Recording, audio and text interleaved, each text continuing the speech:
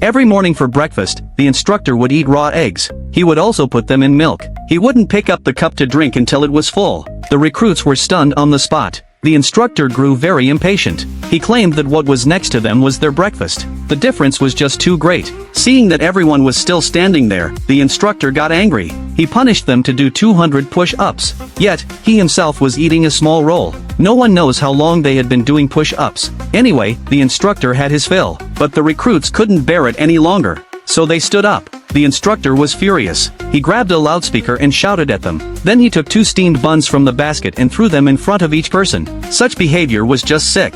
He asked the recruits to support themselves with one hand and eat the buns with the other. They had to finish within 5 minutes, while he himself was sipping a glass of juice. The recruits, however, could only eat the buns. It was sheer torture. At that moment, one person couldn't stand it any longer. He said he wanted to quit. The instructor smiled on the surface, but was really angry inside. He told him to pack his bags and leave right away. Such an obvious psychological attack, and yet someone still fell for it. Fortunately, the others were holding on. It only strengthened their belief. That is, how to grow into a qualified Special Forces soldier. Without going through tough training, they couldn't ensure the successful completion of each mission, nor could they be sure if they would even come back alive. Because Special Forces soldiers are like front-line combatants. That's why the instructor was so strict with them. He hoped they could surpass themselves and become real Special Forces soldiers. However, at this moment, the instructor was drawing carefully in his notebook. When he saw that they were still standing there, he walked up to them with a smile. He said that the recent training had been too tiring, so he was going to play a little game with them, to lighten up the tense atmosphere.